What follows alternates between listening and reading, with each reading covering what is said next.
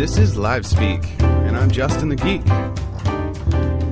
I'll be taking your calls, answering your questions if I can, filling your head full of nonsense and acting like a fool.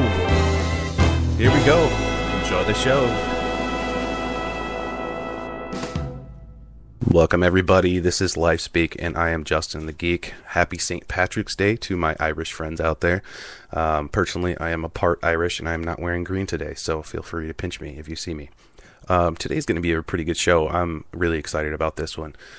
We have a guest, his name's Tom Evans, and he has a couple books out, one called Bending Time, another called Flavors of Thought, and when I say bending time, we're talking about time, and the definition that's given in the dictionary is that time is the indefinite continued progress of existence and events in the past, present, and future, regarded as a whole. Now, we define time as seconds and minutes, days, months, weeks, years. That's how we see time. After taking Tom's course on Udemy, udemy.com, called Bending Time, I'm starting to see it a little differently. So I decided to do a little research, and I found an article that I'd like to share with you, and it's from 7 Theories on Time that I found online, and one of them, this one I'm going to share with you, is called "We May Not Live in the Present." It's interesting, and you have to think about this because time, as we know it, is just fixed. We expect it to be a certain time, of the day, a certain time of the year. But these theories are very interesting. So I'll go ahead and read this. And it says, what if we told you that what you think of as the present is actually slightly in the past? Basically, your life isn't a live feed. It's a delayed broadcast that your brain is constantly editing and censoring for your convenience. Now, the delay isn't much. What's 80 milliseconds between you and your brain, right? Not much. A group of neuroscientists disagree. They've come up with some freaky, time-altering experiments to prove that this difference can change your perspective of cause and effect. Now, here's an example. In one experiment, the volunteers were told to press a button that would cause a light to flash with a short delay. After 10 or so tries, the volunteers were beginning to see the flash immediately after they pressed the button. Their brains had gotten used to the delay and decided to edit it out. Yes, that's a thing your brain can do. Now, that's not the freaky part. When the scientists removed the delay, the volunteers reported seeing the flash before they pressed the button. So their brains, in trying to reconstruct the events, messed up and switched the order. They were seeing the consequence first and the action second. Now, if you're still not convinced, try this. I've actually done this. This is very weird. Touch your nose and your toe at the same time. Now, logic says that you should feel your nose first because it's right there in your face. Hopefully, it's in your face. And therefore, the sensory signal doesn't have to travel too long before it reaches the brain. Whereas your toe is at the extreme opposite end. The physical distance a message has to travel on a neurological pathway is much longer from toes than from your nose. And yet, you feel both things at the same time. So according to neuroscientist David Eagleman, that's because your brain always tries to synchronize the sensory information that it gets from your body in a way that it will make sense to you. But it can only do that by pushing your consciousness slightly into the past. Like a radio station that's always on a 5-second delay in case somebody curses on the air. The bizarre real-world implication is that the taller you are, the further back you live in the past. Since it takes longer for the information to travel through your body, and if you're a little person, you live closer to the present. Now, that's just one of the theories that I have read online here, and to me, it makes sense. It's a little strange to think about, but with time, it's constantly going. Whether you want to admit that that theory is correct or not, that's up to you. It's an interesting thing. Just like these other theories that the higher that you live, the faster you age, or the faster you go, the slower time moves. It's a very, very interesting article. It's from cracked.com. I suggest you go to their website and look it up and read about some time. Time is more than what we make it. It's a very interesting thing, and that's why I'm so excited to have Tom Evans on the show today. He's a brilliant author. His course is incredible. So we'll talk with him here in a minute, and we'll get some of his opinions on this time. We'll be right back. Need a do-it-yourself with your website? Let the gurus at thedigitalcraft.com teach you how to build, design, and maintain your website at an affordable price. They offer private training on web programming, graphic and web design, video production, motion graphics, and expert consulting. Book your session today on Facebook at facebook.com/thedigitcraft and check out free tutorials at youtube.com/thedigitcraft or take our courses on udemy.com. Thedigitalcraft.com, your web and design gurus. You're listening to Live Speak with Justin the Geek every Sunday at 2 p.m. He's bringing you amazing courses from great instructors on udemy.com. Lots of tech talk, phone calls, and much more. Live every Sunday of every week. This is Live Speak. Enjoy the show. All right, welcome back, everybody, to Live Speak. I am Justin the Geek. We were talking about time. A simple four-letter word with many, many meanings. I took a note from Tom's course here, and one thing that I really like is it says that most people can only have one thought at a time. If you think about that, you might think you have racing thoughts. You have a million thoughts at one time, but literally it's a sequence of events. It's one thing after the next. It might be just milliseconds apart, but you can't have two thoughts simultaneously. And it's much like how a pickpocket works. From my background being a magician, I used to study pickpockets. I was always amazed in how they could take your watch off of you without you knowing, slide your wallet out of your pocket, take your suspenders off. And so much of the principle lies on the fact that you can't feel two things at once either. So if a pickpocket bumps into you, you can't feel him pulling your wallet out at the same time. You can feel it immediately after he bumps into you, but if you do it at the same time, you'll only feel one thing. So a majority of pickpocket work relies on you causing some sort of, not pain, but pressure or feeling in one part of the body while taking something from the other part of the body. It's a very distracting technique. But again, it's one of those things with the human brain that's so incredible. And what I'm comparing that to with Tom's course is that he helps you to get out of the mindset that you're a victim to time, that you are bound by what time offers you. Tom actually makes it so you can change time, and not in the sense that we're going to go back to 1982 and change time. It's the fact that, like he says in the course, you can slow down your breathing. There's things that he talks about, like the universal breath and mind mapping techniques and things like that.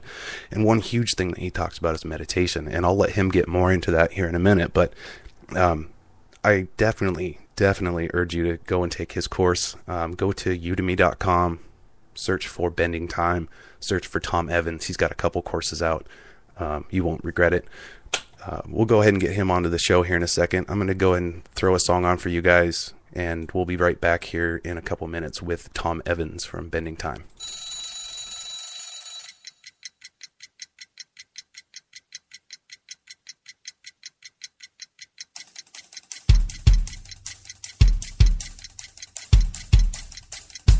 Rise and fall in my bedroom, my face is numb, my legs are aching, thinking of not thinking like you. Cowboy time, I'm on the street, my lips are blue, time shows on my shoes, and while I walk in the rain,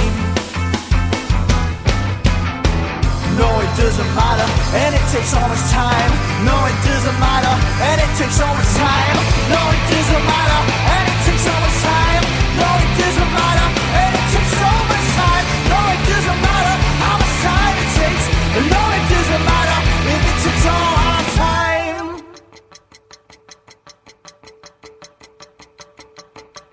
The midday sun now shines upon the oldest things and all things newborn. Today's the greatest of days. In my car, this local news, these traffic cues, a voice inside says, it's time we took to the skies. Oh my. No, it doesn't matter, and it takes so much time. No, it doesn't matter, and it takes so much time. No, it doesn't matter, and it takes so much time. No, it doesn't matter, and it takes so much time. No, it doesn't matter how much time it takes. No, it doesn't matter if it takes all our time.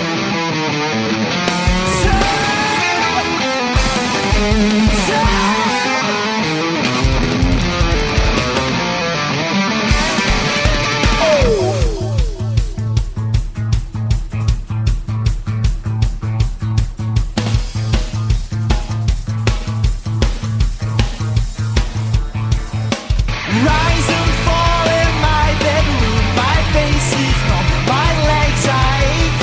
Thinking of nothing like you. Welcome back, everybody. That song actually was called Time by a band called The Words.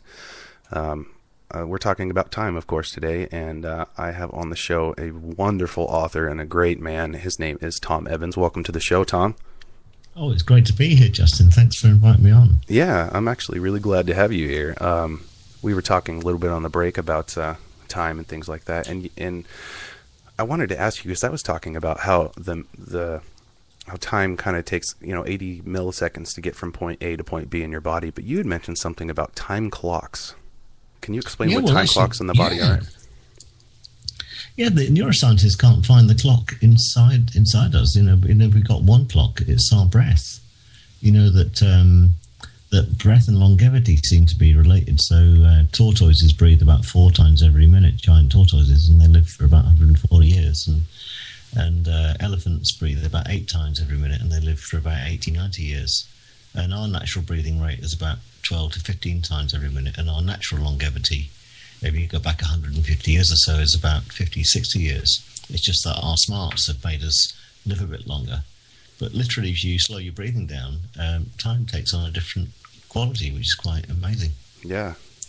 I still find that really fascinating that with breathing, because a lot of people don't understand how much breathing has to do with life. I know that sounds really strange, because you think, duh, I know I'm breathing, and I know that has to do with my life, but you don't understand how the way you're breathing, or how fast you're breathing, or how much you're breathing will affect you. Because obviously, if you don't breathe, you die, and if you're breathing too fast, you can get very, very anxious and,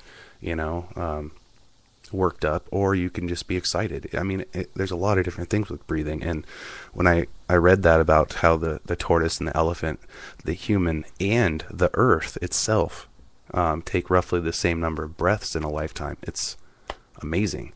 I mean, yeah. Can you recommend a process that we go through each day to make the most of our time? Yeah, this works collectively as well. So in meetings, if you get everyone in the meeting to breathe slower at the start of the meeting, and you do this at the start of the day, and you don't have to we forget about breathing through the day. Like if we're thinking about breathing, we're not thinking about thinking, are we? Right. So all you're going to do is every morning when you wake up, just do 9 big belly breaths where your belly really expands, and breathe out for about 4 times as long as your in-breath. And if you do that every morning for about 7 or 9 times, your whole day just goes a bit smoother and slower. And that same thing you can do at the start of a meeting. If you can't get everyone to agree to do it in the meeting, you just do it yourself, and everyone in the meeting seems to sync with the person that's doing the most powerful breathing, and you get more done in less time. Wow. See, it's little things like that that are incredible to me. And going through your course on Udemy, I had a lot of those experiences where I was just going through your course, and each time I got one of those mind-blowing moments, where it's like, wow, it's that simple. It is, and that's what I'm doing right now.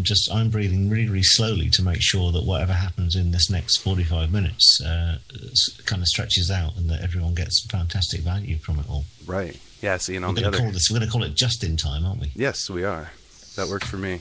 I've heard that before, just in time or just insane, either one, whichever one you like. See, on the other hand now, I had some caffeine today, so I'm actually breathing a little bit faster, and it appears to me that time is flying by right now. And like there was actually a quote from your course that I like. it says that time is simply not as fixed as we think it is, and more specifically, the manner in which we think directly affects the perceived passage of time. And you give a great example of this, and it's that you say, I'm sure you have been in an airport lounge at the end of a holiday, having read all your books, and with a flight delay, and hours seem to extend into days. However, on the other hand, you might have gone away for a fun-packed weekend that seemed to end too early and just fly by. So it's all kind of relative, is it not? Yeah. The more things that are going on, the faster time seems to go by, and the less things that are going, the slower it takes. And of course, you can use that creatively by giving yourself counterintuitively some me time or meditation time or whatever you want to call it. Even a walk every day at the beginning of the day is really useful. And I didn't start meditating until in my mid-40s. And before I did, I thought there's like no way I got time to do it because I'm a busy guy, and also I didn't think I'd get my mind to stop because right. It's just running away all the time with that internal chatter. But nowadays, I know if I don't spend 10 or 20 minutes in still time at the start of every day, I just have a worse day. So I get more things done, and serendipity kicks in, the flow kicks in, and I have much more productive time by taking that 10 or 20 minutes out every day. Yeah, that's incredible. I love that. I have a few other things that I want to talk to you about. We're going to go to a quick commercial break here. Got to let the sponsors do their thing. But we'll be right back with Tom Evans here at Live Speak with Justin the Geek. Getting an amazing education is a must, but going to classes and listening to boring teachers can be very painful and expensive. Luckily, we have the internet, but it is so hard to find courses that are high quality, cheap, and easily accessible. Not anymore, thanks to Udemy. Udemy is the online academy for you. At Udemy, you can find hundreds of great courses from world-class instructors. You can learn stuff like how to create awesome demo videos cheaply, how to program in Python, Ruby, or HTML, how to start your own company, even how to wiggle your feet to the rhythm of salsa. But what if you want to teach others what you know? No problem. Udemy makes it super easy to create your own course in a few steps. Just create an account for free, give your course a name, upload all your content in any format, video, audio, PowerPoint, Word, PDF, publish it, and voila! It's now accessible to anyone, at any time, all over the world. You can even set a price for your course so you can make some money. Learn anything, teach anything at Udemy, the Academy of You.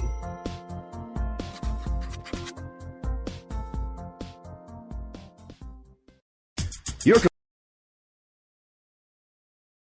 little slow. But I have a secret to share with you. A secret the professionals do not want to tell you. You can fix your own computer. Yes, you. It's much easier than you'll ever believe. But don't take my word for it. See for yourself. Sign up for Justin's computer repair course on udemy.com called Speed Up Your Computer the Easy Way for just $19. Watch as he walks you through speeding up your computer and helping you to prevent future problems. Don't be scared. It's really simple. So simple, in fact, it's insulting that we've all had to spend our hard-earned money just to get our computers repaired. Just go to www.geekcreations.com and click online courses to get more information. Again, go to www.geekcreations.com. That's GEEKREATIONS.com and click online courses to get more information and great discounts. Don't wait. Fix it today before it breaks. Welcome back again, everybody, to Live Speak. I am Justin the Geek. We're here again today with Tom Evans from Bending Time and Flavors of Thought.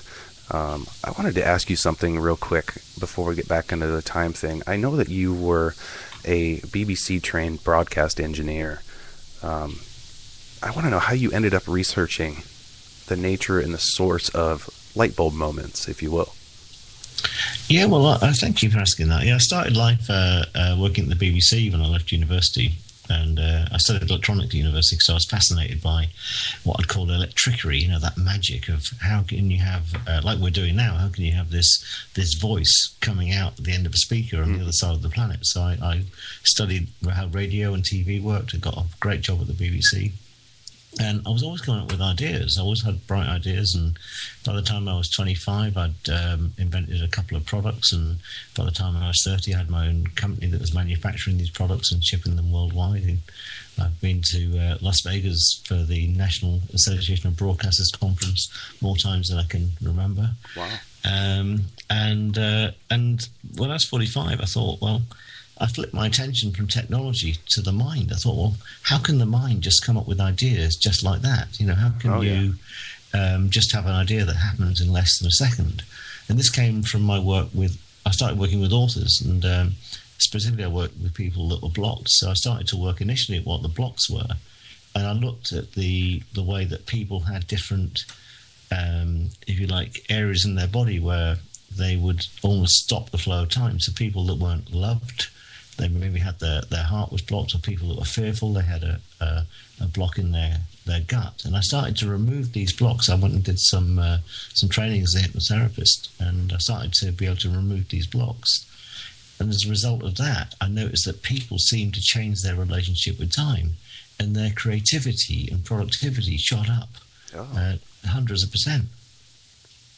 Wow. That's incredible. I'm with you. I'm absolutely baffled by what the mind can do. You know how people say that stress does so much to your body. Well, it's your mind that's creating those physical problems and those aches and those pains. It's all your mind. You know, your skin doesn't actually hurt. Your joints don't actually hurt. It's your brain telling you it hurts. It's a very, very powerful thing. Yeah, I agree. I think about 90% of dis-ease has got a root in the mind somewhere. Mm-hmm. I agree. So there's another thing I really liked from your course, Bending Time on Udemy, is there's a section in there that you talk about goals and setting personal goals and things like that. And you make a great point about what goals are as we know them, as normal goals, like a target-based goal setting system. You say that it's intrinsically limited, and it also invokes ego and closed-loop thinking. Can you explain that a little bit more with regular target-based goals versus other kinds of goals? Yeah, and it's weird that you might think, why is a goal-setting system inside a course on bending time? But the thing is, because we can only have one thought at a time, if you're worried about the past or you're fretting about the future, it will take your focus away from what you're doing right now. So I noticed someone introduced me to goal setting about 5 or 7 years ago, and I found out that 50% of the goals that I set actually came about, you know, this kind of cosmic ordering type of idea. But also I was intrigued, because I'm an engineer, so I look at all this stuff and think, well, I'm going to take it apart and see how it works and how it doesn't work. And one of the ways that you see how things work best is actually seeing when they don't work very well. And I noticed that 50% of my goals didn't actually manifest at all. And I thought, and I realized that my ego had come in, and I was actually setting goals based on what I saw my peers doing, not on necessarily what was the best path for me. So, and the goals also were limited by my imagination, and my experience at the time. So someone introduced me to a kind of shamanistic way of setting goals. This is kind of more your end of the world in Hawaii, where the Hawaiian shamans think about what you want to learn. And if you set goals based on what you want to learn, as opposed to what you think you might want, then they're open-ended. And it seems like, I'll say the universe in inverted commas, because I'm fairly agnostic about these things. The universe delivers for you things that are beyond your wildest dreams. And I can just testify for this personally, that when I set out on this road in my mid-40s, when I sort of got out of technology into the more creative world, I had no idea that these opportunities were available to me. And I've also noticed with learning-based goals, they seem to happen quicker. So you set a learning-based goal, let's say you want to learn something by the end of 2013, then it seems to happen by the middle of 2013, right, and deliver way above your expectation. But the main reason that you set them is that as soon as you set them, you just forget about them, and they just get delivered, so you can focus on the right now. Right. Yeah, that's it. That little tip there with goals, I mean, I can help you produce so much more in your life. I can attest to not having goals, period. which is even worse than having target-based goals. I up until probably 2 years ago, it was more of the focus on right now and don't plan for anything. You can plan for things. I don't tend to worry about things that aren't happening yet. That's one of my life goals. I don't worry about things tomorrow, and I don't stress over what happened yesterday. I just try and concentrate now. I have a tattoo on my arm that says "Just for today." I try and live by that. Just today, I'm going to get through this 24 hours, and then I'll worry about it tomorrow. But you can plan for the next day and the next year and things like that. And I hadn't thought of that until the last couple of years, and I started setting out some short-term goals. Little did I know that I would have, this online radio show, a website, and an online course, things like that. And speaking to people like you weekly, it's things like that. They seem to happen when you're setting these little goals.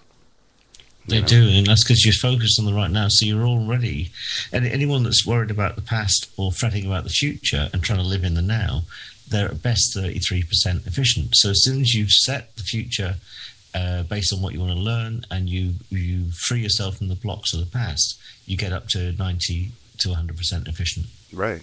Yeah, because you don't have anything in your way, nothing like that. For sure. So there's so many things I could say from your course, and I'm not going to give them all away because they're incredible, but there is another part that I absolutely loved because I learned a little bit about it when I went to the Art Institute in Portland, Oregon, and it was, you had spoken about left brain and right brain and how people are told and they believe that the left brain is logical and the right brain is creative, when in fact everyone thinks completely different. And you call it mind mapping. Can you explain mind mapping a little bit more in detail than my little job there? Yeah, well, mind mapping is a great technique. It's invented by a guy called Tony Brizan, who's the godfather of mind mapping. And what you do with mind mapping is you give your left brain and your right brain something to do at the same time. And before I explain what mind mapping is about, I'm going to explain about left and right brain. Is that most theories about left and right brain came from a guy called Roger Sperry in the 60s, who investigated through trauma. Most neuroscience was done then through looking at traumatized brains and seeing which bit of the body was affected. But nowadays, what the neuroscientists can do with MRI scanners and with some interesting techniques, they can actually switch a bit of brain off in somebody that's actually awake and actually quite healthy and say, how do you feel? So it looks like that the left brain sits inside space and time and generates our sense of time, and the right brain sits everywhere and everyone else. So if someone's got their head in the clouds, they're kind of sitting in their right brain and they get nothing done. And if somebody's left brain, they've got the devil in the detail, and they also get nothing done because they get very obsessed with bits and pieces. When you get your left and right brain working on the same task at the same time, that's when you get really, really creative. And mind maps are great for that, because mind maps consist of a sort of central image, which is the thing that you're thinking about, and then a free association set of branches that radiate out from that image. And these associations mirror the patterns in your own neural in your neurology. So what happens is your left brain kind of says to the right brain, leave the navigation to me, I'll do the map. And while the left brain's busy, the right brain looks at the whole and makes fantastic leaps in terms of creativity. But you know what? Doodling's just the same.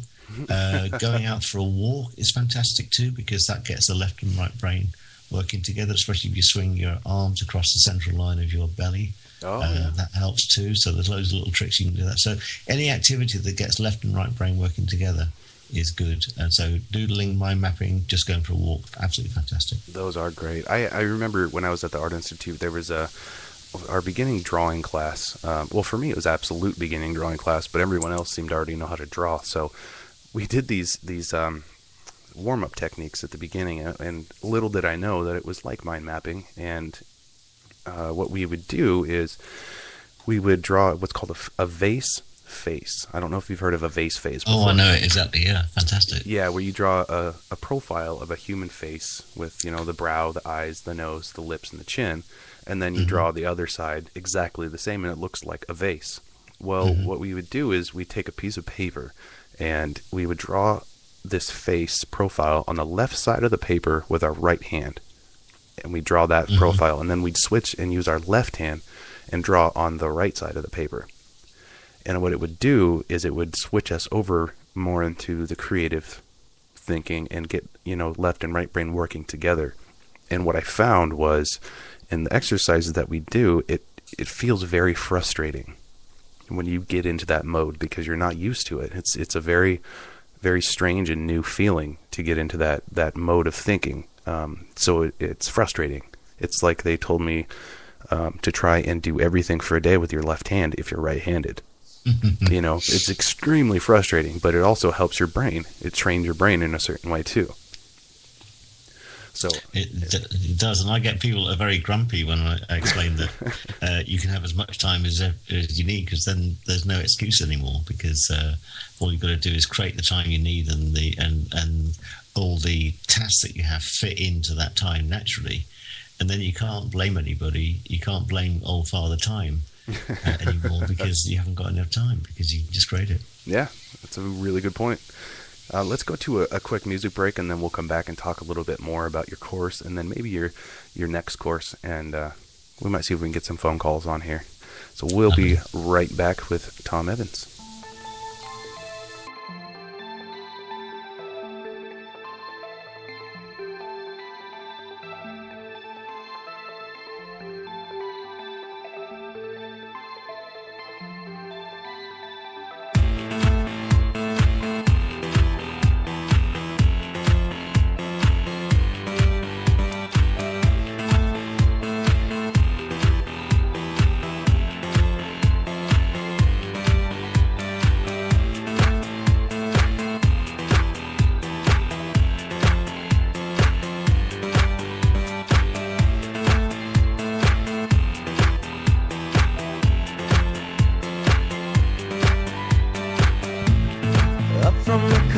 And into the haze,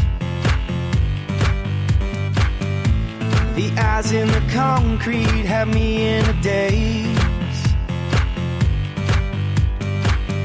I was on my way, I was chasing the rains. It was all in my hand, but was it taken away? One minute I'm satisfied, then I just can't get enough. Like I got one hand on the edge of a cliff and I just can't make it up. Who's a friend, who's an enemy? Well, I guess I'll never know. Won't let them get the best of me, so I'll never let them get too close. I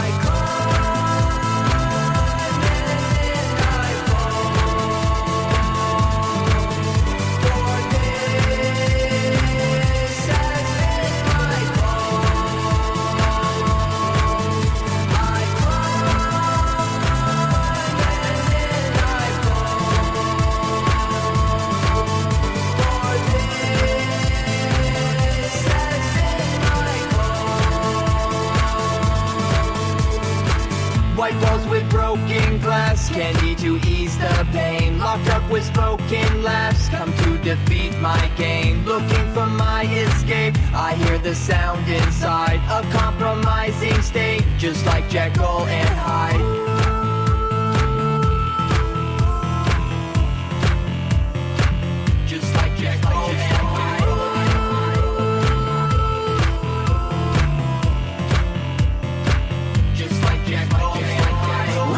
Satisfied, then I just can't get enough. Like I got one hand on the edge of a cliff and I just can't make it up. Who's a friend, who's an enemy? Well, I guess I'll never know. Won't let them get the best of me, so I'll never let them get too close. One minute I'm satisfied, then I just can't get enough. Like I got one hand on the edge of a cliff and I just can't make it up. Who's a friend, who's an enemy? Well, I guess I'll never know. Won't let them get the best of me, so I'll never let them get too close. I climb and then I fall. For this has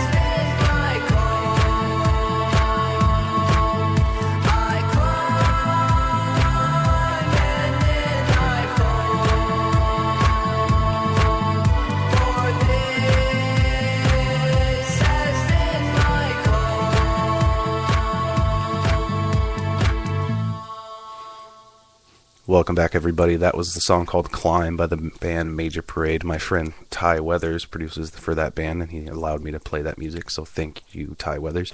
You can find his music at ittybittybeatclub.com. We were talking over the break, Tom and I was talking to John in the chat as well, but Tom and I were talking about speaking in general, and how it's another thing like breathing, how we don't realize that it is kind of delayed.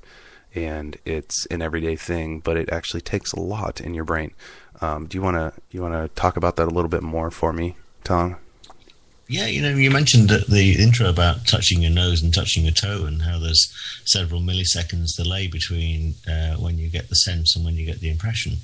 But and our brain has kind of unwired that out, so it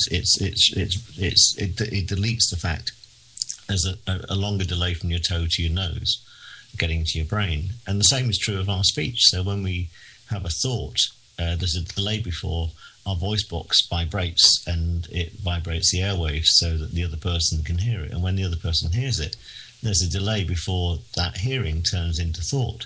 So naturally, there should always be a transatlantic old phone call delay when we're speaking to each other. But we deleted that, right? Because it get very confusing. We have to wait all the time between speaking, and that's just our brain to throat, our brain to heart. The neuroscientists are seeing now that we've got ganglia all over our body, neurons all over our body, and our heart is an active mind center, and we fall in love with things, and we fall in love with things sometimes a second or two before we know we've fallen in love with them, and a second or two afterwards.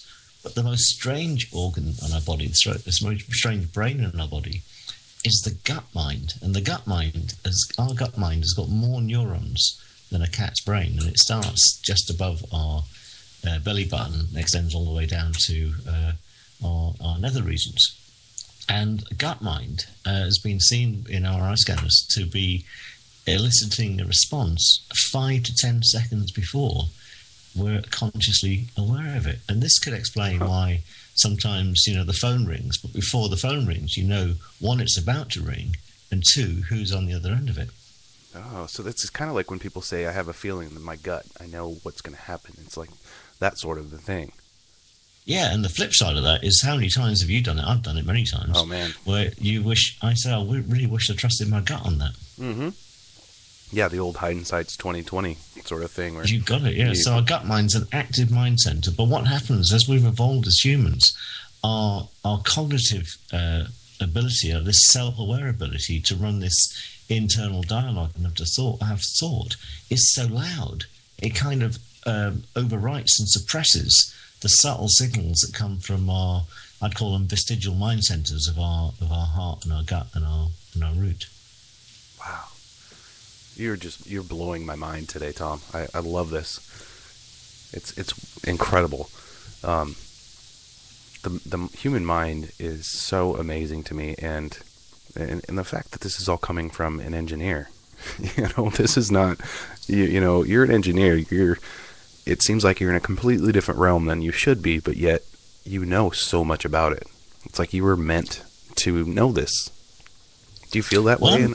Yeah, I'd call myself a reverse engineer. I notice something, I notice a phenomenon, and then I research it. And I look at science and where neuroscience is, and I look at the mysticism. And the ancient Greeks knew a hell of a lot of things. They had a god called Kronos and a god called Kairos, and the god of Kronos is almost the god of our left brain that sits inside space and time, and the god of Kairos that looked after the heavens it sits on the right brain and sits outside space and time. And it's almost like we knew a lot of these things intuitively thousands of years ago, but I love the way that our science is catching up with it, and how science, let's say metaphysics and physics are converging at the moment, which is just absolutely wonderful.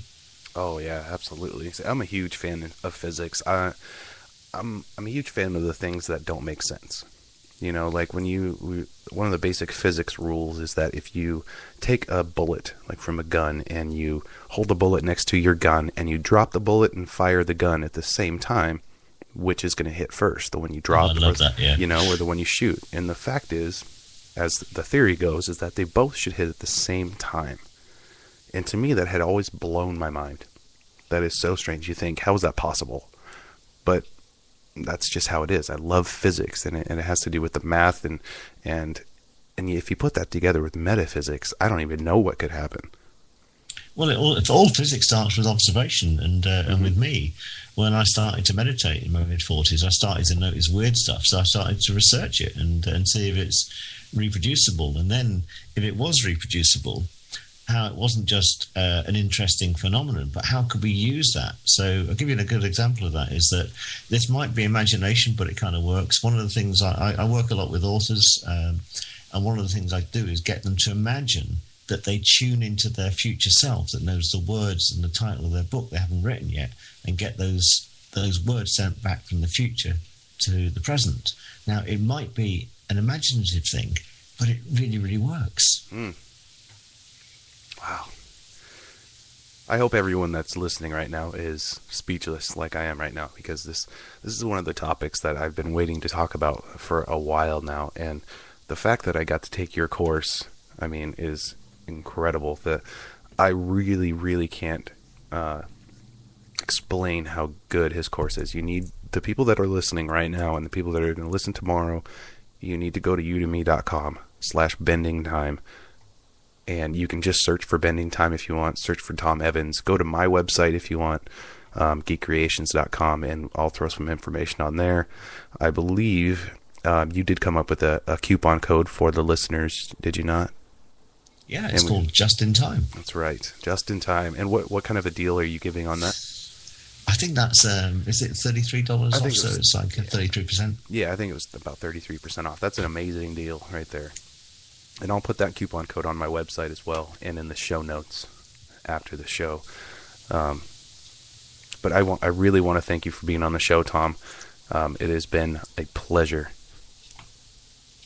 And for me, it's been 45 minutes of my time well spent. Yeah. I'm actually, for your next, you have another course. I want to talk about that real quick. What is your other course that you're doing? Because we'll have another show with you on, and we'll talk about it for sure. Well, there's a free course called Goals of Learning, which goes through that technique of how you set goals based on what you want to learn. But also, I've just launched another course called Flavors of Thought, and it's how not all our thoughts come from our cognitive centers in our brain, how our heart and our gut center generate thoughts, and also we also tap into this concept called the collective or super consciousness. And this course goes through the whole lot of that. Again, it's metaphor. It doesn't have to be real, but if you imagine that it is, amazing creativity and productivity comes from it. Wow. That's incredible. Yeah, we're definitely have to have another show with you on, and we'll talk about that. In your books, you're an author. I mean, author, engineer, time bender. The man can do it all. But thank you very much, Tom. I'll get a hold of you again, and we'll have you on the show some other time. How does that sound? Oh, I look forward to that incredibly. All right. Well, thank you again for being on the show, and I will talk to you soon. Take care. You too. All right, everybody. It is towards the end of Live Speak. Again, I want to thank our guest, Tom Evans, for stopping by. That was a very, very interesting discussion. He does have a few books that he's written. I will put those links on my website on geekcreations.com. That's GeekCreations.com, geekcreations.com. Head over there. You can get the discount code Just in Time to give you 33% off of his course. Links to his other courses. I will give you links to my course and some discounts if you'd like to speed up your computer. So head over to geekcreations.com. Tune in next week. We have the YouTube gurus. I'm going to call them Guru Girls. It's instructors Jewel Tolentino and Orit Esselson. They will talk about YouTube and how to rock your YouTube views. They have a course on Udemy as well, and there's a lot of great material if you ever want to get YouTube up and going for yourself and use it for marketing, because YouTube is such an impressive tool to use nowadays, and you should take this course and figure out what to do to boost your views. They have downloadable ebooks that you can get on their course. Really great. It's going to be a fun show. Again, that's next week, the 24th. And at the end of the month, we'll have Jackie Malpass on the show, and she's an author, and she will tell you everything that she can to change your life. So tune in. And again, thank you very much for listening on Justin the Geek. Have a great week. You're listening to Live Speak with Justin the Geek every Sunday at 2 p.m. He's bringing you amazing courses from great instructors on Udemy.com. Lots of tech talk, phone calls, and much more. Live every Sunday of every week. This is Live Speak. Enjoy the show.